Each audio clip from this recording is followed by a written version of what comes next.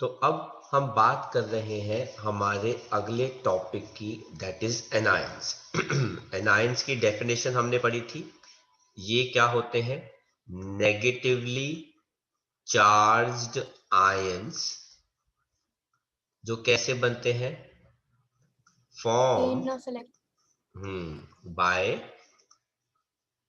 Gain of electrons. अब जिस हिसाब से ये इलेक्ट्रॉन्स गेन करते हैं उस हिसाब से इनके ऊपर चार्ज आता है। तो हम सबसे पहले पढ़ रहे हैं मोनो वैलेंट एनायंस। इनके अंदर चार्ज कितना होता है? -1 का। तो सबसे पहला एग्जाम्पल इसके अंदर आता है, वो किसका आता है? हाइड्राइड का।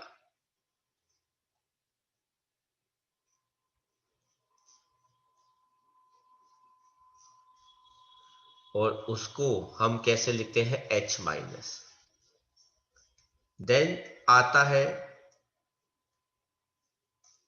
फ्लोराइड, उसको हम क्या लिखते हैं? F-। देन हमारे पास आता है क्लोराइड, जिसको लिखा जाता है Cl-। ब्रोमाइड, जिसको लिखा जाता है Br-। आयोडाइड, इसको लिखा जाता है I-।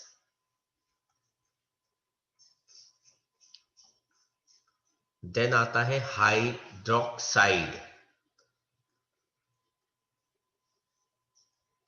जिसको लिखा जाता है OH-। अब ये वाला माइनस चार्ज जो है बेटा O के ऊपर है, इसलिए मैंने इसको ऐसे लिखा है।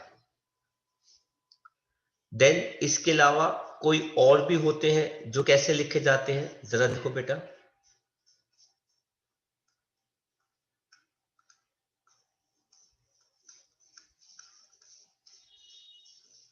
नाइट्राइटर, इसको लिखा जाता है बेटा NO2-। फिर इसी के जैसा एक और होता है नाइट्रेट, इसको लिखा जाता है NO3-। फिर इसी में और भी आते हैं बाइकार्बोनेट,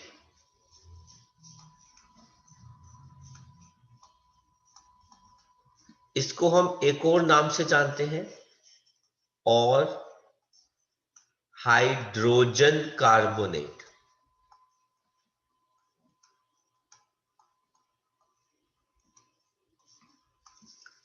इसको लिखा जाता है HCO3-। फिर एक और ऐसा ही होता है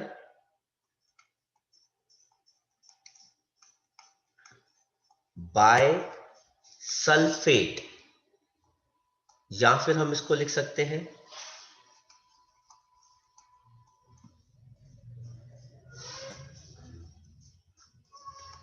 हाइड्रोजन सल्फेट। ये कैसे लिखा जाता है? HSO4-। ऐसा ही एक और होता है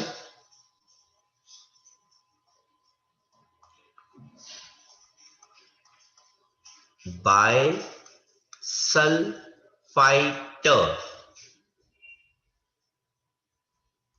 या फिर होता है हाइड्रोजन सल्फाइटर, इसे लिखा जाता है HSO3-। वैसे और भी होते हैं, जैसे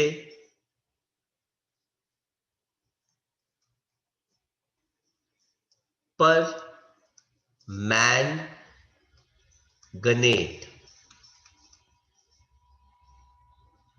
इसे लिखा जाता है MnO4-। तो नेगेटिव आयंस के अंदर ये हमारी कुछ लिस्ट होती है। हालांकि इन्हीं से आपका काम चल जाएगा, पर मैं बीच में थोड़ा सा स्पेस छोड़ रहा हूं ताकि अगर कोई भूला भटका मुझे याद आ गया तो मैं वो आपको लिखवा दूंगा। अब हम बात कर रहे हैं बी पार्ट की, जिनको हम कहते हैं डाई वैलेंट एनायंस। इन सब पर -2 चार्ज होगा क्योंकि ये सब 2 इलेक्ट्रॉन्स गेन करके बैठे हुए हैं। इसमें सबसे पहले जो हमारे पास आता है वो आता है ऑक्साइड, जिसको हम लिखते हैं O2-। दूसरा आता है सल्फाइड,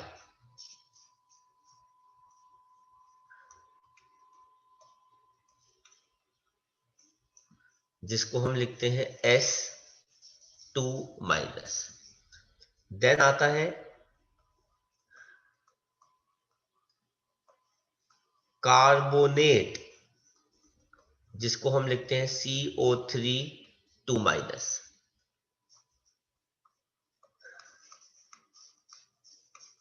देन आता है सल्फेट, जिसको हम लिखते हैं SO4-2-। देन आता है सल्फाइटर, जिसको हम लिखते हैं SO3-2-।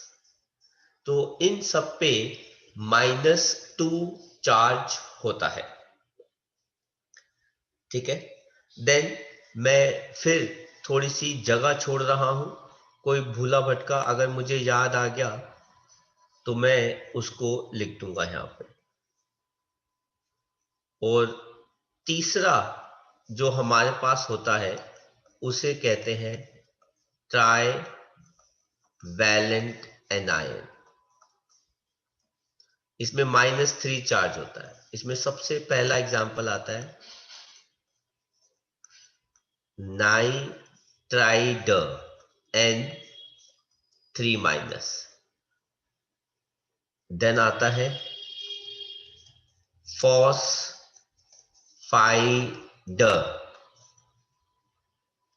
P3-। देन आता है phosphate PO3 PO4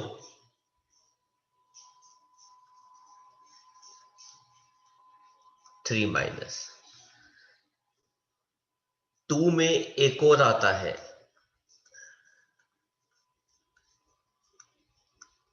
dichromate Cr2O7-2-।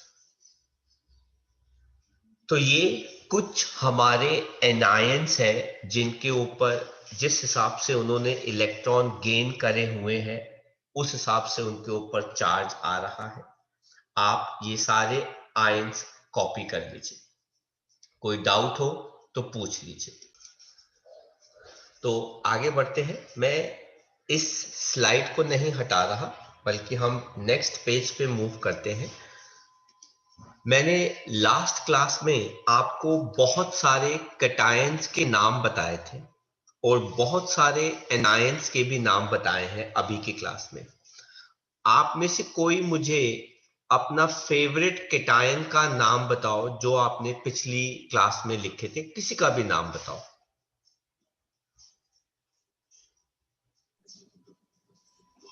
Sodium. Sodium. बेटा सोडियम का सिंबल क्या होता है? Na+। अब आप मुझे किसी भी एनायन का नाम बताओ, नेगेटिव आयन जो अभी हमने लिखे हैं। हाइड्रोजन। हाइड्रोजन, उसको हम क्या लिखते हैं? हाइड्राइड, ठीक है। तो इसके ऊपर चार्ज कितना है? -1, ये यहां पे आ गया। इसका चार्ज कितना है? +1, वो इधर एक्सचेंज हो गया और इन दोनों का आ जाएगा फॉर्मूला NaH। और इसका नाम क्या हो जाएगा? पहले वाले का नाम क्या है? सोडियम। सोडियम। और दूसरे वाले का नाम क्या है? हाइड्राइड, एंड इसको कहते हैं writing chemical formula. Writing chemical formula. Sir उनके वैलेंसी इन्वॉल्व नहीं होती? क्या चीज? वैलेंसी। वैलेंसी वर्ड नहीं होती मतलब? मतलब उनकी वैलेंसी इन्वॉल्व नहीं होती केमिकल फॉर्मूला लिखने में? बिल्कुल इन्वॉल्व होती है बेटा, तभी तो केमिकल फॉर्मूला आता है। तो अब हम सबसे पहले समझते हैं कि केमिकल फॉर्मूला क्या होता है। तो ये क्या होता है? It is a formula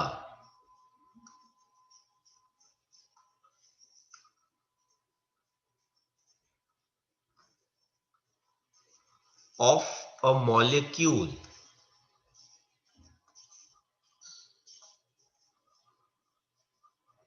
formed by exchange of valency of atoms, different atoms या groups.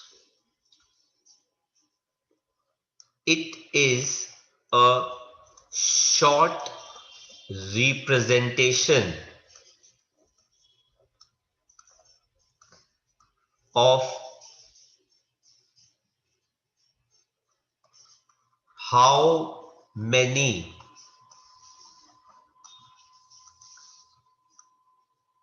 different atoms of elements are present.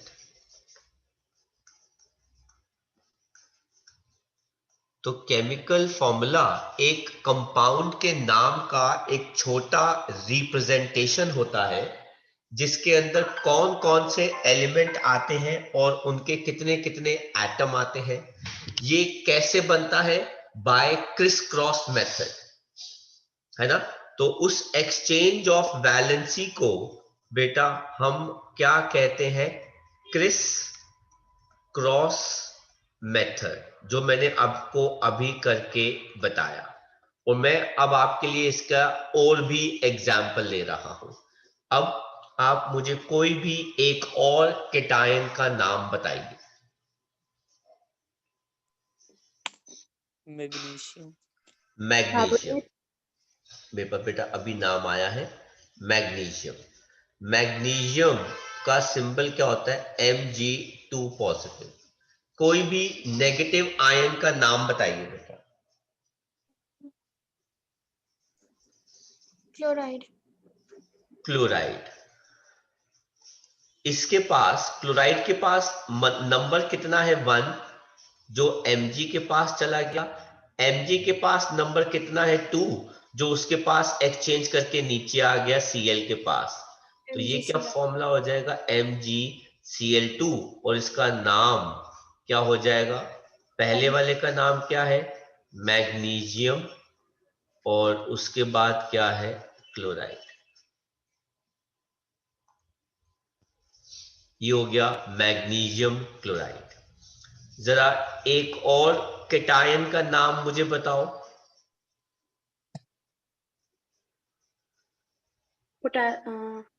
Gold. Gold.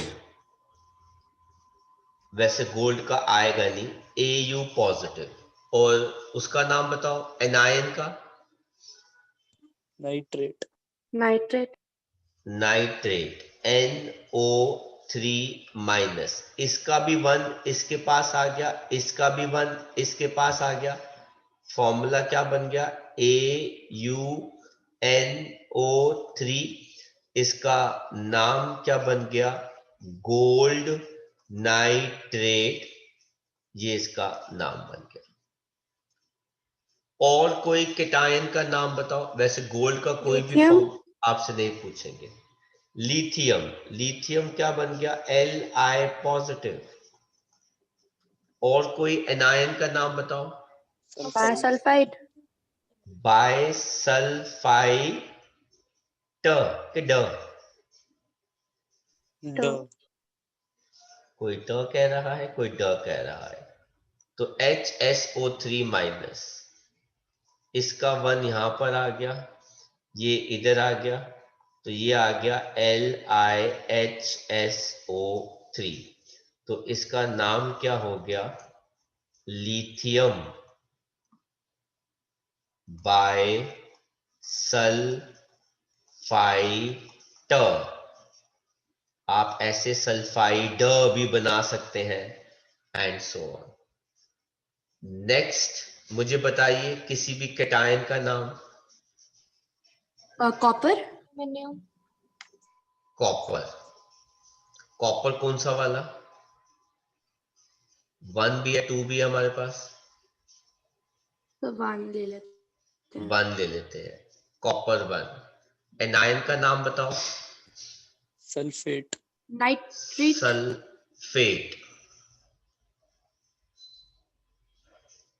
Copper के पास 1 है, सल्फेट के पास 2 है, तो सल्फेट का 2 इधर आ गया, कॉपर का 1 इधर आ गया। फॉर्मूला हो जाएगा Cu2SO4। SO4, और इसका नाम क्या होगा बेटा? ध्यान से देखो, कॉपर 1 सल्फेट। इसका एक और नाम बनता है, जो क्या है?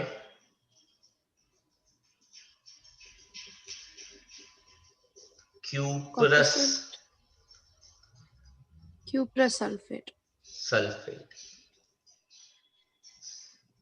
और बताओ एग्जाम्पल। हाँ जी। मर्क्यूरी, सर है? 2 और 4 से 1 और 2 नहीं हो बेटा, जाएगा। ये नहीं कैंसिल हो सकते, ये फिक्स्ड नंबर्स होते हैं, ये कैंसिल नहीं हो सकते। और बताओ। तो मर्क्यूरी, मर्क्यूरी कौन सा वाला? 1 के 2? 1, तो वो हो गया Hg पॉजिटिव। और बताओ anion. Dichromate, phosphate, phosphate, dichromate, phosphate, dichromate आ गया बेटा हमारे पास पहले, ओके, Cr2O7 2 माइनस। इसका ये वाला 2 मर्क्यूरी के पास नीचे आ जाएगा, और इसका 1 इधर आ जाएगा, तो ये आ जाएगा Hg2 Cr2O7। ओस, तो इसका नाम हो गया मर्क्यूरी। और आपको इसकी वैलेंसी बतानी पड़ेगी। जिन सब्सटेंसेस की वैलेंसी 2 होती है, उनके आपको नंबर्स लिखने पड़ते हैं। तो मर्क्यूरी 1 डाइक्रोमेट, और इसका एक और नाम हो जाएगा वो, मर्क्यूरस, हाँ, मर्क्यूरस डाइक्रोमेट। और बताओ कोई भी कैटायन का नाम। Ammonium, ammonium ammonium, NH4 positive. Cation anion का नाम आयोडाइड, आयोडाइड। फॉस्फेट, अरे आयोडाइड, फॉस्फेट भी ले लेंगे बेटा अभी इसके साथ। इसका 1 इधर आ गया, इसका 1 इधर आ गया, ये बन जाएगा NH4I।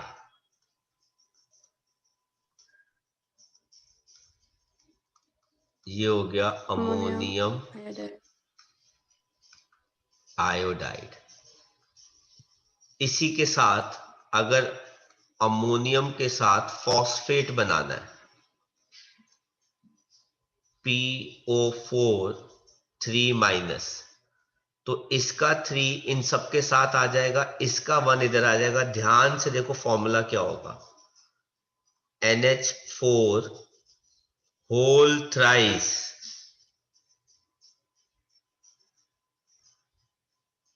साथ में आ जाएगा PO4। इसे कहते हैं अमोनियम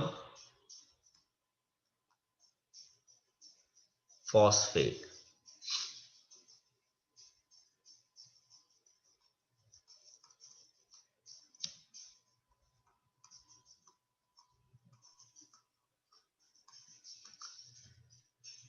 सर हाँ जी।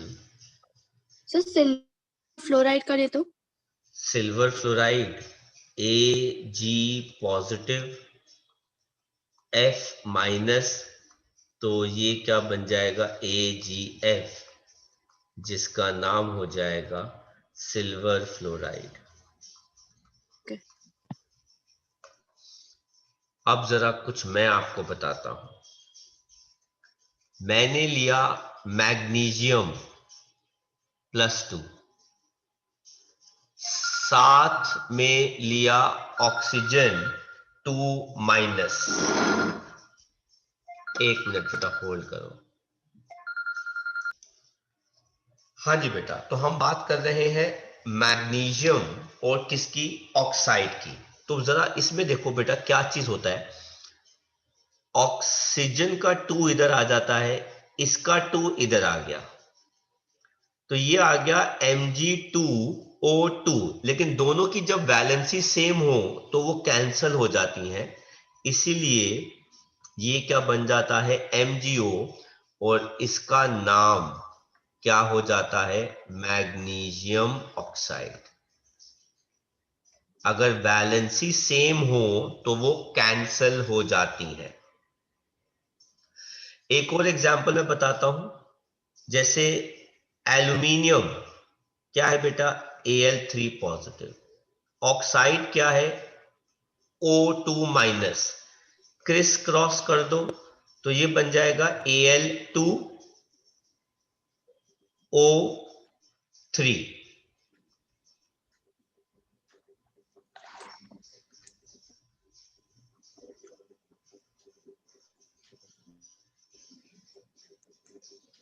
Al2O3, इसका नाम हो जाएगा एल्यूमिनियम ऑक्साइड।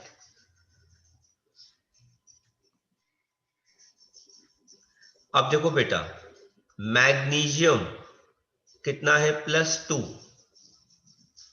सल्फेट कितना है -2, दोनों को क्रिस क्रॉस कर दो, सल्फेट का 2 इधर आ गया, Mg का 2 इधर आ गया, ये क्या बन गया Mg2SO4 होल ट्वाइस। बेटा जो आयन वाले नंबर है ना 4, ये कैंसिल नहीं हो सकते, वैलेंसी वाले जो नंबर आ रहे हैं वो कैंसिल हो सकते हैं, तो ये दोनों सेम है, ये कैंसिल हो गया, तो ये क्या बन जाएगा MgSO4, इसका नाम हो जाएगा मैग्नीशियम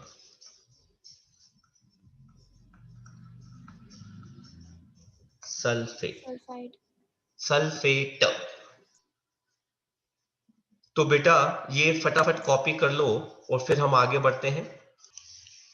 एक छोटी सी करेक्शन है, हमने यहाँ पे नाम गलत लिख दिया है, ये होना चाहिए एल्यूमिनियम।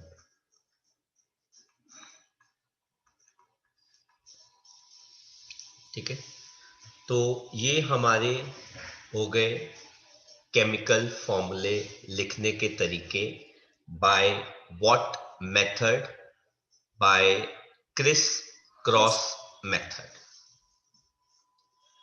ठीक है, तो अब हम पढ़ते हैं नेक्स्ट डेफिनेशन। वो क्या है, मॉलिक्यूलर मास। अभी बेटा हमने कितने सारे कंपाउंड्स बनाए, उनके फॉर्मूले बनाए, अभी हम और भी बनाएंगे। ठीक है, इन मॉलिक्यूल्स के भी मास होते हैं, और वो कैसे निकालते हैं, it is the mass of a molecule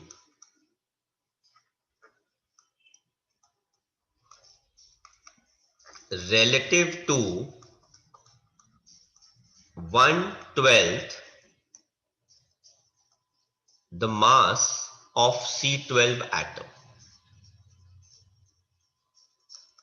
मतलब ये वाला मास भी कार्बन के C12 एटम के मास के क्या होता है, रिलेटिव होता है। जैसे बेटा एग्जाम्पल देखते हैं,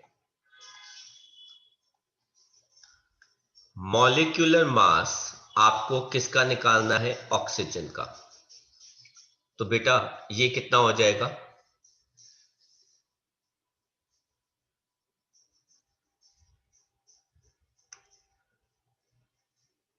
2 इंटू 16 जो कितना आ जाएगा बेटा 32U। क्या ये हम कर चुके हैं बेटा मोलर मास?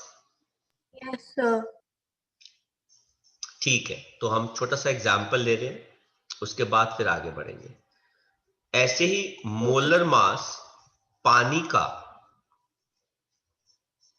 कितना हो जाएगा भाई, 2 इंटू 1 प्लस 1 इंटू 16, जिसको हम बेटा कितना कहते हैं, 18U। आपको निकालना है मॉलिक्यूलर मास कार्बन डाइऑक्साइड का। कैसे निकालेंगे, 1 इंटू उसका मास कितना है 44 प्लस U। 2 इंटू कितना आ गया 16, जो कितना आ गया बेटा 44U। 44 U। अब हम एक और डेफिनेशन पढ़ रहे हैं, फॉर्मूला यूनिट मास। सर ये क्या है, ये भी वही है, it is the mass of a molecule, ठीक है ना, जिसके अंदर एक फॉर्मूले के अंदर कितने एटम्स रिप्रेजेंट किए जाते हैं। तो हम इसको कैसे लिखते हैं, it is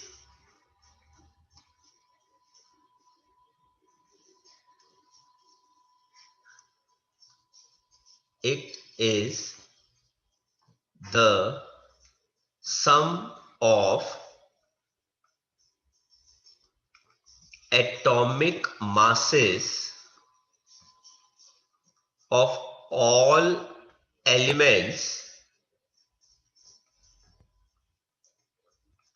given in a unit formula।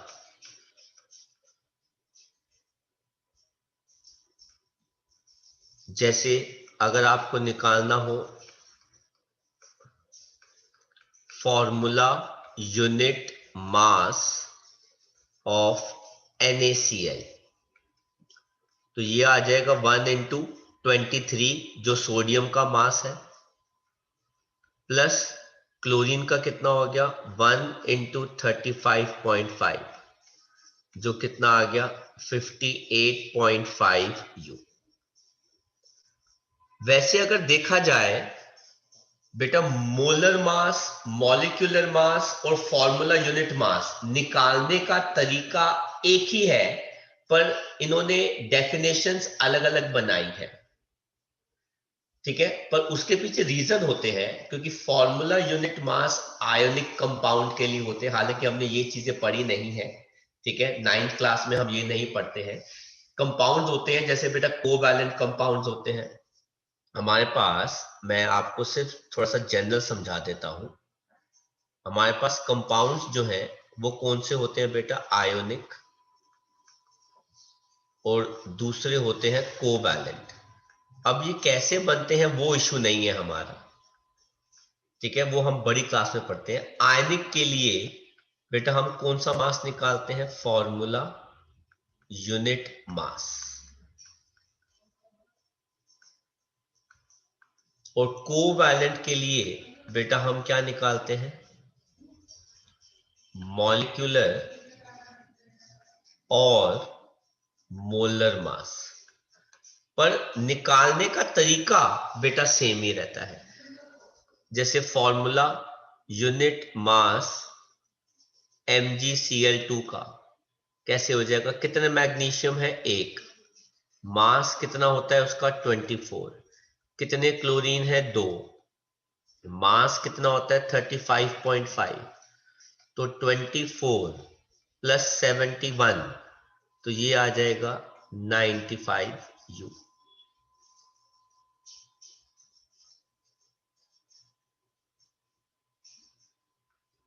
तो ऐसे हम फॉर्मूला यूनिट मास निकालते हैं। कर लो कॉपी इसको, फिर हम आगे बढ़ते हैं।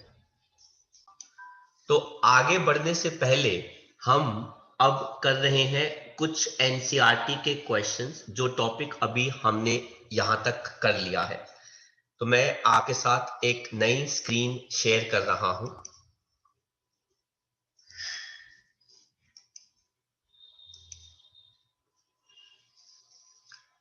ये है हमारी screen atoms and molecules chapter की। एनसीईआरटी पे हम आते हैं और इसके हम क्वेश्चन आंसर्स करते हैं जो हमारे अभी तक के टॉपिक कवर हो गए हैं।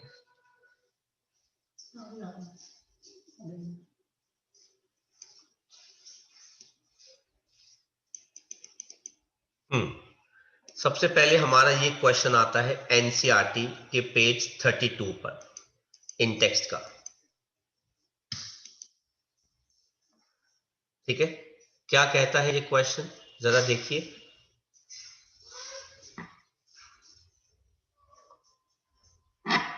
कहते हैं in a reaction 5.3 grams of sodium carbonate. तो हमारे पास एक कंपाउंड है जिसका नाम दे रखा है सोडियम कार्बोनेट,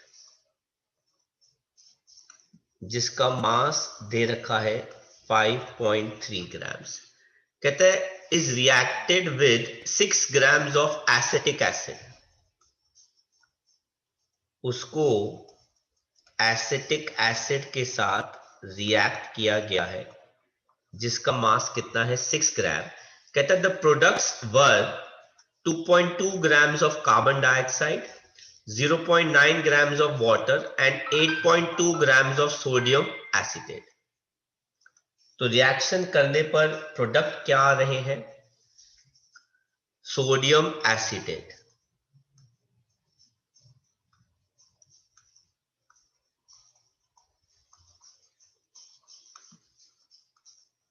ठीक है, देन और क्या आ रहा है, कार्बन डाइऑक्साइड, और क्या आ रहा है, वाटर।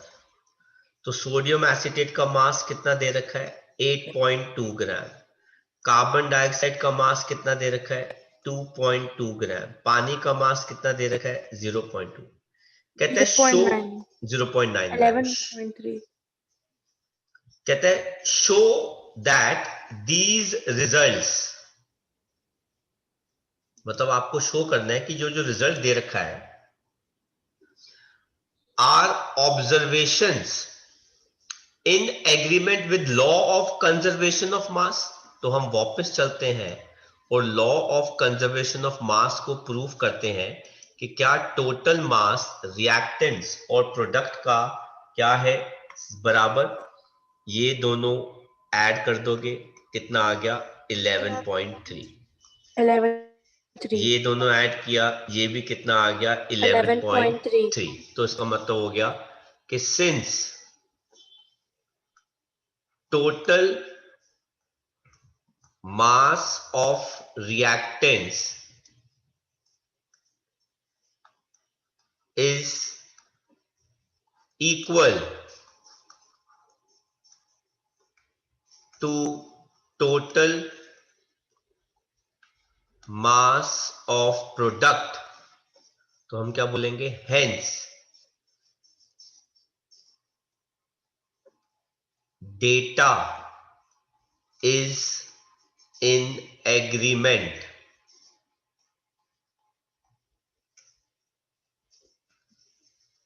with कौन सा लॉ,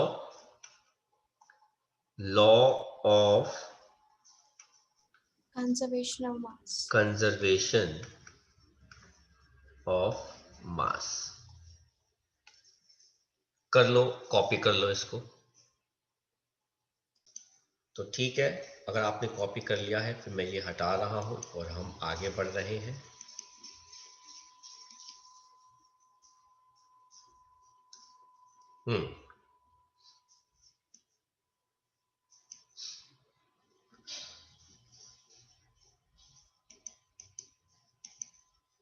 क्वेश्चन नंबर 2 कहते हैं हाइड्रोजन और ऑक्सीजन कंबाइन करते हैं in the ratio 1:8 by mass to form water, कितना मास ऑक्सीजन का हमको चाहिए होगा to react completely with 3 grams of hydrogen.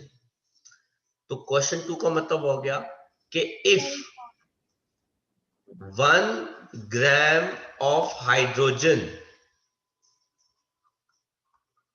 reacts or needs oxygen कितना 8 grams,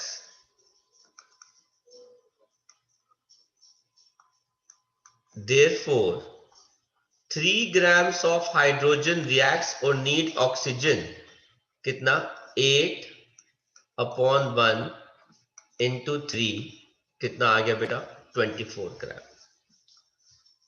third, which postulate of Dalton atomic theory is the result of law of conservation of mass? कौन सा Dalton atomic theory का जो postulate है वो law of conservation of मास के बारे में बात करता है? Atoms are indivisible particles which cannot be created or destroyed in a chemical reaction. in chemical reaction. Atoms can not be further divided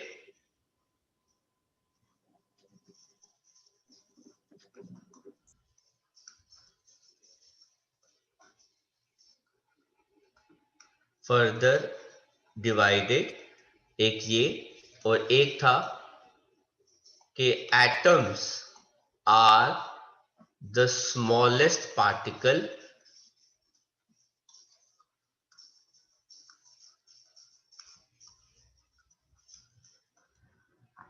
taking part in a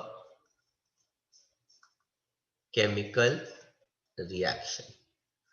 fourth कहता है which postulate of Dalton's atomic theory can explain the law of constant proportion? So that the relative number of kinds of atoms are constant in a given compound. In a compound,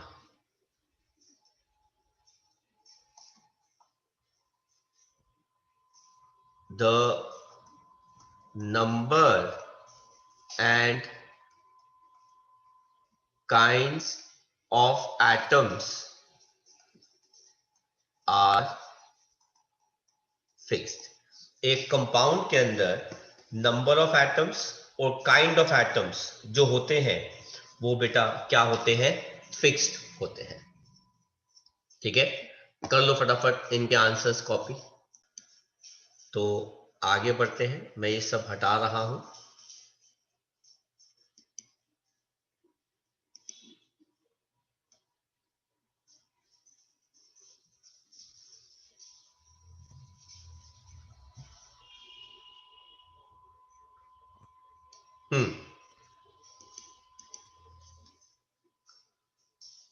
next Intex का question number 5 कहते हैं define atomic mass unit. क्या होता है? Of an atom is relative to 1/12 of the mass of same it is नहीं, atomic mass unit बताना है। It is 1/12 the mass of C12 atom.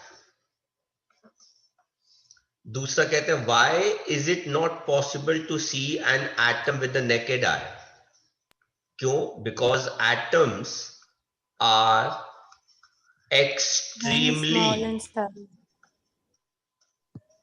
small in size of radius 10 to the power minus 9 meters और Nanometer. बेटा -9 है तो वो metre रहेगा, और इन नैनोमीटर।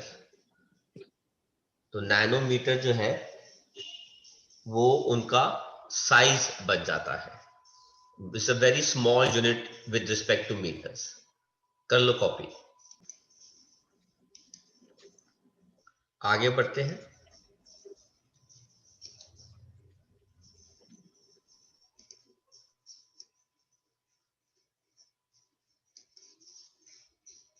देखो राइटिंग अ केमिकल फॉर्मूला आ गया। ये देखो केमिकल फॉर्मूले हमने कुछ लिखे हुए हैं, अब ये मोड भी बनाएंगे। हाँ जी, तो अगला हमारा क्वेश्चन है, कहते हैं राइट, क्वेश्चन नीचे दे रखा है। पहला क्वेश्चन कहता है राइट डाउन द फॉर्मूले ऑफ द फॉलोइंग कंपाउंड्स, और दूसरे केस में उनके नेम्स लिखने हैं। तो शुरू करो ये सब नेम्स करना। तो जरा मुझे बताओ, फर्स्ट क्वेश्चन में सोडियम ऑक्साइड का क्या फॉर्मूला आ रहा है? Na2O. Na Yes, sir. Positive, Do. O2 minus, And 2O negative. तो ये क्या आ जाएगा? Na2O। दूसरा है एल्यूमिनियम क्लोराइड। एल्यूमिनियम क्या होता है? Al3 positive, NH4Cl. Cl minus, Al. AlCl3। Sodium sulphide, Na2. Na positive, Na2SO4. S2 minus, sulphide है ना बेटा? Yes, sir. Na2S, Na2S. Sulphide है बेटा, सल्फेट SO4. नहीं है। Magnesium hydroxide, magnesium MgOH2. Plus Whole 2, twice. OH minus 1, MgOH2.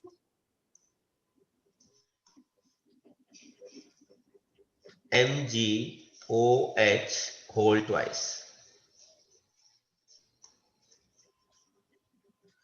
ठीक है। Second question कहते हैं write down the names of the following compounds.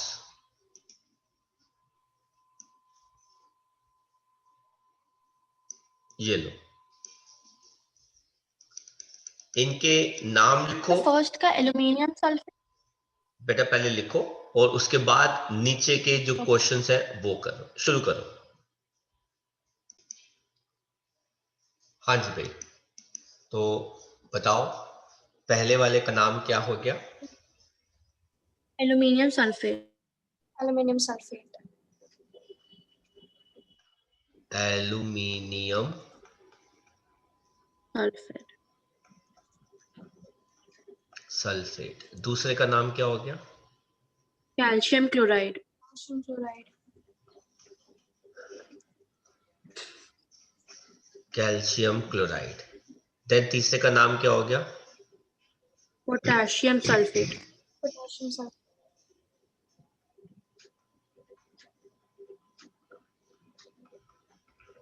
Potassium sulphate. Then fourth का नाम क्या हो गया?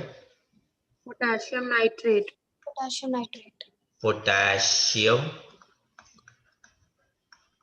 नाइट्रेट। Nitrate. फिफ्थ का नाम क्या हो गया? Calcium carbonate. Calcium bicarbonate. Carbonate, not bicarbonate. कहते हैं what is the term chemical formula. हो जाएगा ये? Yes, sir. कहते Yes. हैं how many atoms are present in a H2S molecule. Total कितने एटम है? 3. 2 So प्लस 3 1 atoms. कितने हो गए? 3। और Atom. फॉस्फेट आयन में कितने हैं? 5. 5. 1 plus 4, 1 atom of phosphorus and हाँ 4 atoms of oxygen. कितने हो गए? 5। 5. राइट? Yes, sir. आया समझ में? Yes, Yes, sir. sir. ये सब हटा दूं? कोई Yes, कॉपी sir. कर रहा है? आगे देखते हैं।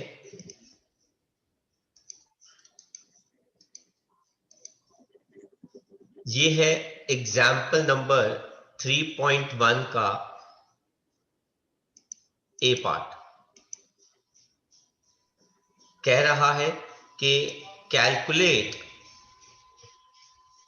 द रिलेटिव मॉलिक्यूलर मास पानी का और HNO3 का। फटाफट मुझे कैलकुलेट करके बताओ कितना आएगा। हाँ जी, कितना आया भाई वाटर का atomic mass, molecular mass, sorry, relative 18 U है ना। तो पानी का तो कैसे निकालते हैं, 2 into 1 plus 1 to 1 into plus 16 into 16 18 U। HNO3 का बेटा कितना आया, 63 63 U very good, 1 into 1, 63 U very good, 1 into 1 plus 1 into 14 plus 3 into 16, ये सॉल्व करोगे ये आ जाएगा 63 U। ठीक है, नेक्स्ट देखते हैं क्वेश्चन Yes, इसके sir. अंदर।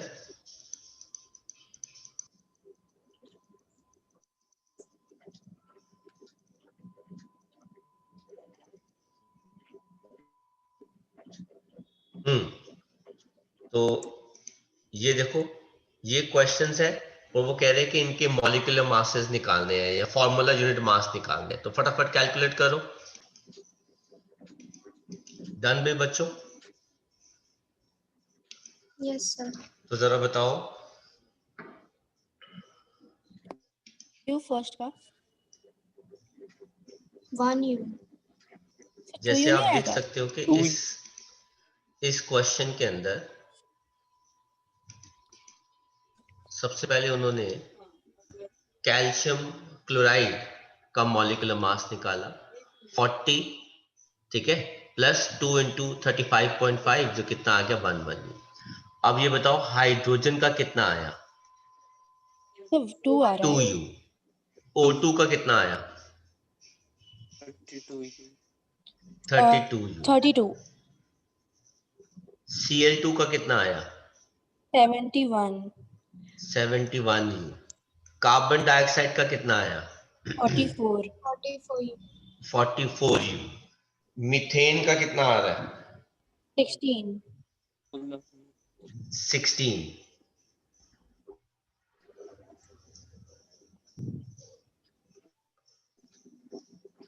इथेन का कितना आ रहा है, 30 Sorry, Kit- 30. कितना आ रहा है, 30 तो 24 + 6 कितना आ गया 30। 30 इसका कितना आ रहा है, C2H4 का 28 28। NH3 का कितना आ रहा है, 17 17 U. इसका कितना आ रहा है मिथेनॉल 32 का 32 32। जिंक ऑक्साइड का कितना आ रहा है, zinc 81 U. 81 81U। Sodium oxide का कितना आ रहा है, 62 62U। और पोटेशियम कार्बोनेट का कितना आ रहा है, 38 कितना, 138 138 138 138U। किसी का मॉलिक्यूलर मास मेरे निकालने की जरूरत है, नो सर No, sir. तो आज हम यहीं तक करेंगे, ठीक है। और अगली क्लास हमारी बहुत ज्यादा इंपॉर्टेंट होगी क्योंकि उसके अंदर क्लास 9th का सबसे इंपॉर्टेंट चैप्टर शुरू होगा जिसका नाम है मोल कॉन्सेप्ट। तो अगली क्लास मतलब वेडनेसडे की कोई भी मिस नहीं करेगा, ठीक है। तो मिलते हैं वेडनेसडे को सेम टाइम पर। और बहुत सारे बच्चों ने टेस्ट नहीं दिए, अपने अपने टेस्ट मुझे फटाफट PDF कर दो, नहीं तो बहुत गलत बात हो जाएगी।